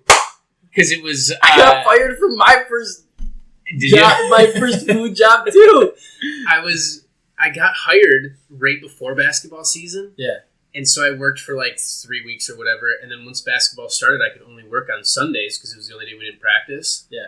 And then my boss called me one day and he was like, hey, this is a dude, by the way. Hey, so we have to terminate you. And I was like, for what? And he was like, because you can't work more than 3 days a week. Yeah. I was like, no, because I'm in basketball. And he's like, well, you either have to work here or quit basketball.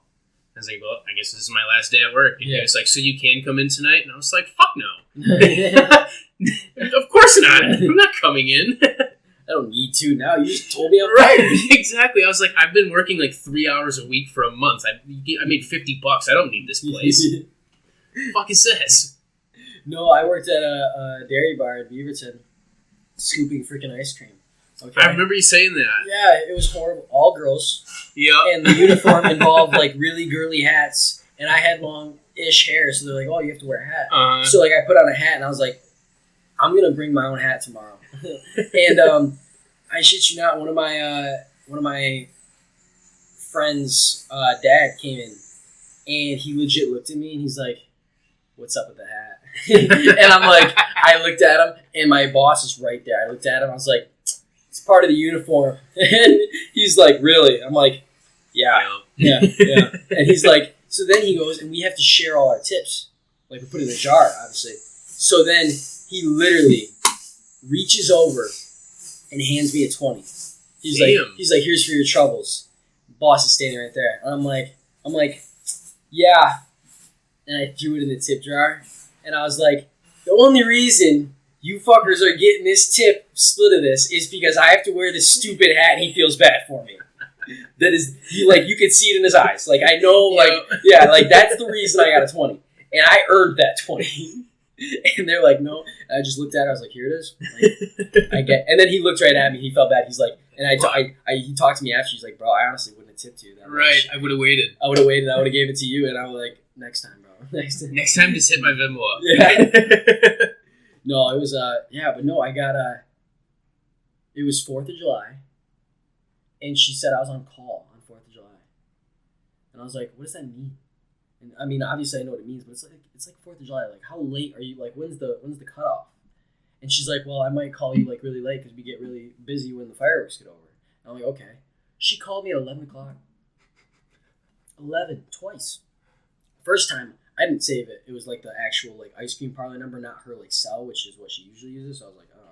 So I just didn't pick up the first time, and then she called again, and I was like, I was drinking. I was like, I'm not like, it's 11 o'clock on 4th of July. Like, if you haven't called me in yet, I don't expect you to call me in. Right. And she called me again, and I like the second time I like hung up on it, and right when I hung up on it, because I get like random numbers all the time, and it was like 435. It was like Beaverton number, and I hung up, and I was like, shit, that might be that.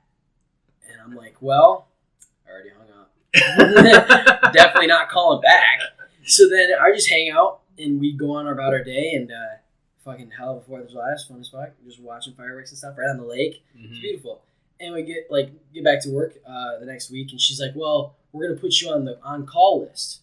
And I'm like, sick, because I'm going to keep doing the same thing I did last time. Because I don't want to work here, like, at all. And this is like right before I turned 18 to where I could go work at Dunham's. Mm-hmm. So I'm sitting here, I'm like, she's like, you're on call. And I'm like, okay, cool. This means, like, she didn't know that I understood what she meant. She's like, you're on call because we're not going to call you. Mm-hmm. And I'm like, perfect. Like, I'll be back next week to get my check. We'll be good. Like, we don't have to do anything else past this. Right. She talked to me when I came back to get my check about life for like 2 hours. Damn. We sat on the thing and she's sitting there like this job just doesn't work out for you, but you're still like a really good kid and I think you're gonna do great things. Just this job isn't the one for you, like blah blah. And I'm like, ma'am, I get it. It's not the job for me. Like, I understand that just as well as you. Right. Can I go home now? And she just keeps talking. I'm like, dude, okay, we're done with this. Like, but yeah, that's how that went. It was definitely experience when it comes to doing food. Mm-hmm. You gotta be fast. Oh yeah. You gotta be fast. I gained like 10 pounds in those 2 months because I ate so many fucking nuggies. I would literally my first day there, I was whipping up a burger or whatever, and I saw the manager come through, and he just pulls out a tray of like chicken nuggets, and just grabbed a handful of them and just walked into his office. From that point forward, I was like, all right, if there's extra nuggets sitting here, they are mine. And so I would always, like, someone would order a 6-piece, and I would grab, like, 10, and then I would take the 4 and just gobble them up. That's clutch, though. Yeah. Plus, we had, like, a couple of the kids that worked there, like, went to school with me at Western, and so sometimes we would both make the same order so that there'd be an extra one, and then we would just eat the extra one. Yeah. Like, oh, we messed up. Sorry. Yeah, fuck, we were just too many orders at the same time, and like there was only one order on there, and I'm like, I don't know. I'm new. Oh, yeah, see, that's, you can just make, I would love to just make a couple extra nuggets every once in a while. And Burger King actually has good nuggets. Yeah. Like, their nuggets are probably better than McDonald's. I don't know if they're better than Wendy's. I think McDonald's nuggets taste better than Burger King's, but Burger King's nuggets feel more like a chicken nugget. The breading. Yeah. It's thicker, yeah. Burger King definitely has better fries, though. There's like more McDonald's? potato in the fries. Yeah. McDonald's fries are just too thin. And if you don't get like fresh fries, then they're just soggy and cold. You know? So you're going to stand up for your Burger King fries? Fuck Burger King. No, just kidding. I actually haven't had Burger King fries in like 4 years. I actually haven't been to Burger King in a while. Maddie doesn't like it, so I don't ever Good. go. Good for Maddie. We don't need to like fast food here. But no, it was a fun time. The funny thing about it is while I was working there was like the Burger King and McDonald's were in the same, or like they were right next to each other. Oh. And while I was at Burger King, Andrew and Seth were working at McDonald's. What? Yeah. You guys battle it out or what? No. I never got to work the drive-thru. I was always on the grill. I went to the drive-thru on Halloween, and I was like waving out, and Seth and Andrew were in the doorway of the McDonald's just like waving back at me, and that was the only interaction we ever had from business to business. And the fact that you remember that exact moment because it was on Halloween. Mm-hmm. Like, you remember the day. Yeah. There's little kids running around in costumes. I remember what Happy Meal was being handed out that day. It was fun, though. Oh man, no, working that kind of stuff would be fun for a minute until it sucks. Yeah. Until you realize that you're coming home smelling like fucking grease every day. Like, you get in the car and you want to throw up. It sucked. Plus, I always worked, like, at weird times. Like, I would work 10 to 1. Like, what the fuck is a 10 to 1? Now, don't call me and tell me to come in at 10 o'clock for 3 hours. I don't want to do that. It's a waste of my time. You're paying me. I was making $7.25 like at the time in high school. You know, I don't want $21 before tax. Like, fuck you. That's why, like, whenever I would be called to like come in, I think I maybe went in one time. Because it's just stupid. Yeah, because I'd be like, well, like, okay, so when am I gonna be out? And he'd be like, I don't know, probably like noon, 1 o'clock, and I'd be like, it's 11 now. Like, no, Yeah. you'll get through the rush. Yeah. Like, you're fine. It's just the managers like thinking they need more help. Right. It's like if I'm coming in for at minimum 4 to 5 hours. Yeah. Like I need to say that I was here for enough time to take something home. Yeah. Like, let me get lunch for the week. I'm not gonna drive there just to make money for driving there. Right. Yeah. And then it's like, also tell everybody that I do work there, so when I come in, they don't think I'm just some random guy. Like, I'd go in there for lunch and it would be like a different crew for lunch than it would be after school when I would be there. Yeah. And no one would know me. And I'm like, just call Matt or Ryan and like tell them that I'm here, grab them, and so they wouldn't give me my discount half the time because they wouldn't know I was there. And I'd be like, here's my code, like 3641, and they'd be like, no, I'm not even. Might not be you. Might not be you. Yeah, like for real. It's like, fuck this then. Bring in your like uniform. Be like, I have this. Right, like, where did you get that polo? Did you steal it from back here? I love when people like just jump the counter on like YouTube and stuff. It's like, dang, you got balls. Like what are you gonna do back there? Mm-hmm. And then they're like, they just pick up some fries. They're like, okay, I'm out of here. That's just Yep. like, what? And they have to time to just let them. Yeah. Like, they're just like, oh. But what are they gonna do? Like, what are you really gonna do? Are you gonna fight someone next to a Oh, like? fuck no. If someone came over the counter to like grab some fries on me, I would either be like super pissed at them, or I would just be like, yo, toss me a couple. Make one for me. Oh wait, I'll make this for you and make me one too, just Right. so everyone thinks You get the that we're not- burgers, dude. Get out of here. Dude, time, efficiency, bro. It's a team effort. Dude, that's awesome. All right. What is Kegel still doing? You want to see if we can do this? Yes. But that was fun, bro. Thank you. Yeah, that was fun. I had a good time. Yeah.